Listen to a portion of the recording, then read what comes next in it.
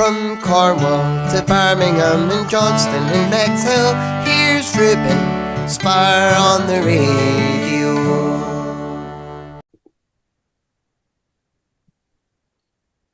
Hello to Chrissie Dux. How are you today?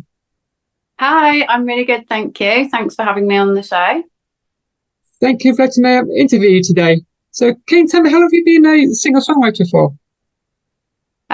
So I've been singing literally since I was born. I'm from a family of musicians. And I probably started writing my own stuff when I was about 11 or 12, maybe just slightly older, because I started playing guitar then. But I did have a big gap. I wrote a few songs in my teen years, and I recorded some of them, released an EP. But then I didn't really do anything in my 20s just because I had a big health issue. So I've started writing again maybe 2017, 2018, and started performing again just after that. So this time probably about 5 years. So can you think, was it like going into the studio for the first time? So I went to studios for the first time when I was a kid, because I did a lot of singing back then. So I kind of knew what to expect, but I've suffered from really bad depression and anxiety since I've been an adult, and so I suppose it was more nerve-wracking in the sense of what people were going to think of it. Whether people were going to think the songs were good enough, whether they thought my voice was good enough, then a laugh at me. So I suppose I was quite scared, yeah. And then, continuing on in the journey was just kind of like, when do you stop? Because there's always things you can add to your songs, always, you could always add another backing track, you could always add another instrument. So it's quite hard to kind of plan, like, right, when is enough, and I'm going to release this now. So can you tell me more about your first single called Hold On? Yeah, so I probably released that just over a year ago now. And it was the first single I released off the album. It'll be on there when it comes out. So it's about kind of wanting to be closer to somebody, but being shut out or ignored, turned away. And for me, it's not about a romantic relationship, but if that's how people identify and connect with it, that's great.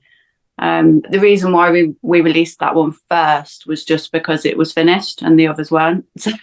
So there was no kind of grand plan, let's do this one and then this one, and yeah.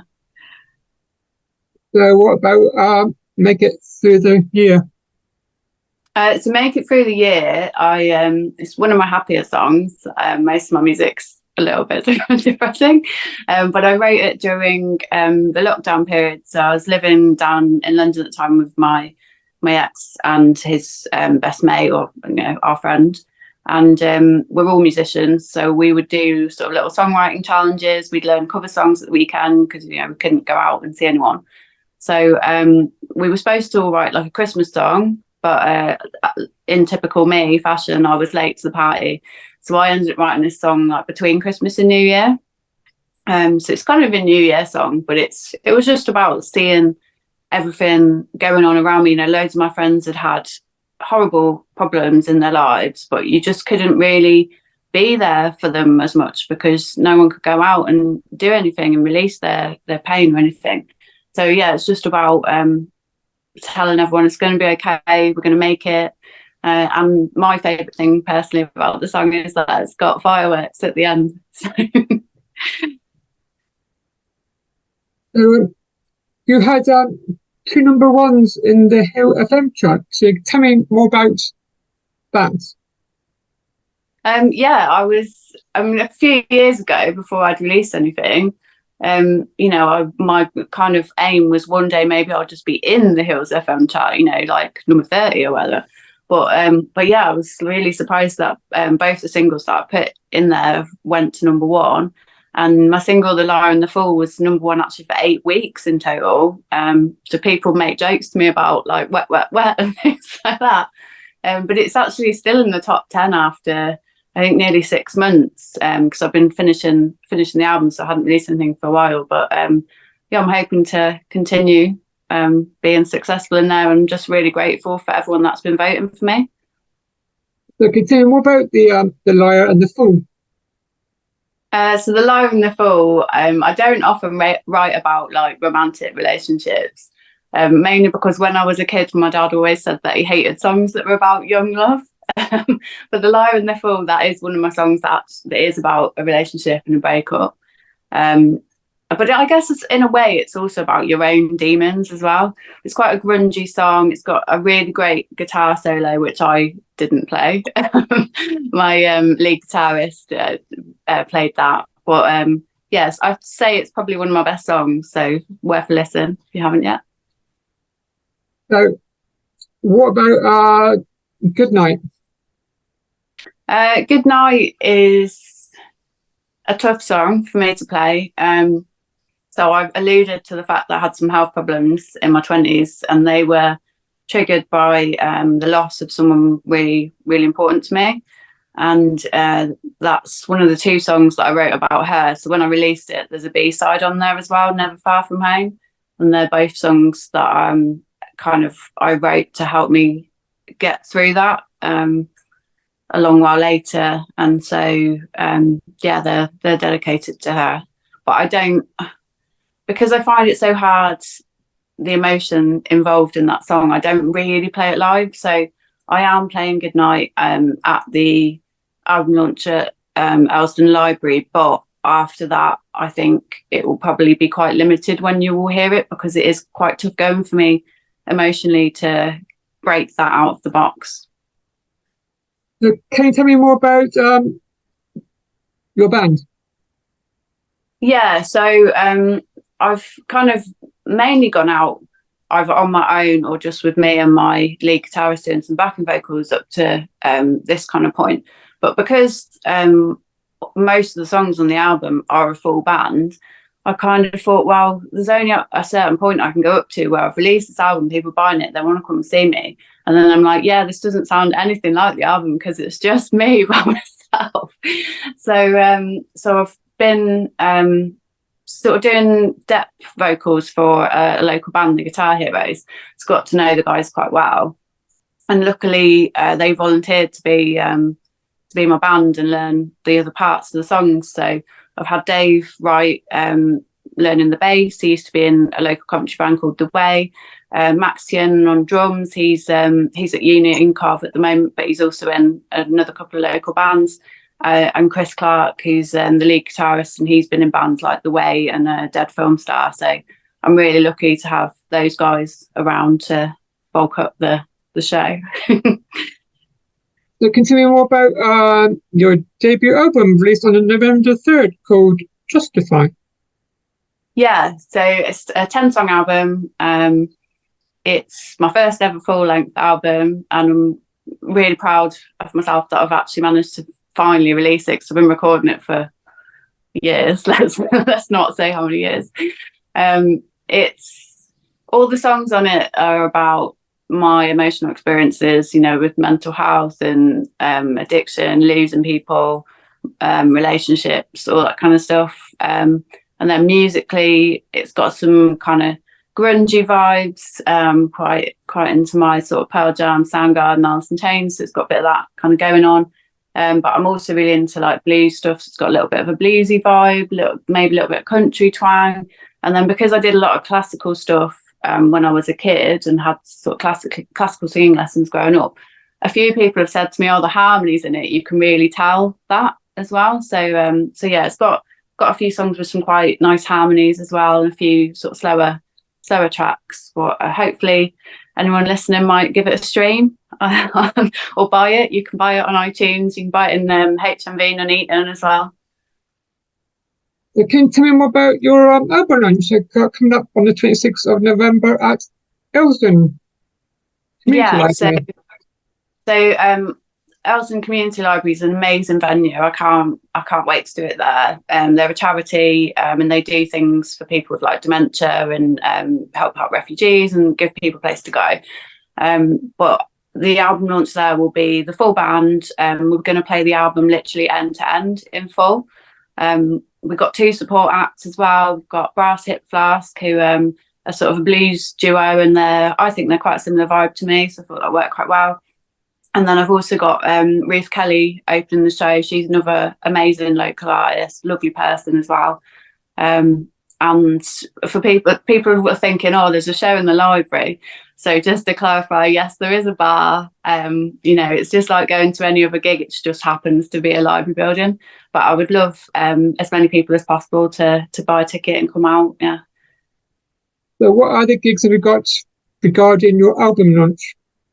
So I've got another 2 gigs booked. That's the sort of mini album launch tour, if you like. I've got another one on, I think it's Thursday the 7th of December. It's definitely a Thursday, first Thursday of the month. So that's at the Arches in Coventry, and it's a local band showcase night, the Platform. So that'll be me as a full band again, Daniel Barry, Ruth Kelly and Jimmy F and the Sun Dogs. And then I'm also playing live in store at H&V in Nuneaton on Saturday the 9th of December. I think that's 2:00, 2:30. But all the details are on my my socials. So what was it like? I know you haven't played there yet, getting your album into H&V. Amazing. It's just like when you're a kid and you go to the record store and you're like browsing, and then for me to suddenly be like, oh my god, like my album is in there. I can't even find the right words, I suppose. I mean, not that I think, oh, suddenly everyone's going to buy it, but it's just an amazing achievement, I think, to have it stocked in there. So yeah, I'm buzzing about that. So how did it come about? So I knew that HMV across the country, I think, support local artists. There's a local artist section in the Coventry one because I live in Coventry, so go to that quite a lot. And they do the same thing in Nuneaton. I've also played live in store there before, just the day after Make It Through the Year came out. So I just emailed them and said, is it possible to get my album stocked? And then you just go through a process, because obviously you have to sign up to the legal terms and stuff, and then deliver it to them and they stock it for you. It's great. Good. I wish you all success with that. So, Thank you. So can you tell me more about being an independent artist for you? Yeah, I think it's obviously a lot easier these days to be an independent artist. 20 years ago, you couldn't really release stuff on your own. And, we had MySpace and that kind of thing, but it was hard to get your music out there, and you couldn't really record it yourself then either, because a lot of my stuff, I've had it kind of produced and mastered, but some of the recording I've been able to do myself on Logic. And I think up to probably before the last 10 years, it was just prohibitively expensive to be able to do that. Whereas now, you can release stuff online, especially. So it is a lot easier. But then I guess conversely, it's like there's so many people. I think I went to a BBC Introducing festival at the Roundhouse the other week, and I think they said Spotify get like 69,000 tracks proposed for playlisting every single day that they have to listen to. So I guess then, because it is so easy for people to do, it's really hard to make yourself known within all that noise. I guess it's building your fan base up, I guess. Yeah, I mean, it's like doing the socials, building up your fan base live, getting out there and playing. But I suppose it's hard, like when you're working full time as well. Some people have the luxury of just dedicating their lives to this, but I've got bills to pay. So I suppose it's just finding the time, because you know what you should be doing. You're like, right, I should be playlisting this, sending this to this reviewer, posting on my socials. But when you've had a full day at work, it's kind of like, sometimes I just want to go to bed. Have you got an ambition with your music career? I know you're independent, but have you thought about the sign route, or are you going to stick on independent? I don't know. I mean, it's I'm a very self-critical person. Like, my song Justify is all about my imposter syndrome. So I think it's hard for me to say, oh yeah, I'm going to get signed, I'm going to be successful, because I don't think that I am. But I'm one of them people that my doors are open to opportunities. So if somebody was to come along and offer me an opportunity, I would definitely be made up and consider it. But at the moment, I'm just really happy that I've finished the album. I've got some live shows coming up. I'm enjoying playing music with other people and singing again, because especially after I didn't sing for a long time. So I suppose my ambition is just to keep doing what makes me happy, and if I get offered a chance to support somebody big on a tour, then yeah, obviously I'm going to do it. But at the same time, yeah, I'm just enjoying doing what I'm doing and making little progress here and there. And finally, can you tell me, listeners, where can they find you on social media? Yeah, so I have a Facebook page, so I think it's facebook.com/Chrissie Dux Music is the URL for it. I do have Instagram, and I post a little bit more about my life on there if you're interested in what I'm doing. So that's at Chrissie Dux. I think most of my socials are at Chrissie Dux, but I do also have a link tree, which is again just Chrissie Dux, and from there you can find my Spotify, my Amazon, buy my album on iTunes, hear a couple of other interviews as well. So yeah, that's the place to go if you're looking for more stuff about me. Thank you for letting me chat to you today.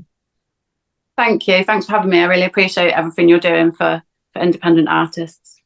And I wish you all the success on your album launch and your on the 3rd of November and your album launch on the 26th of November at Ilsden.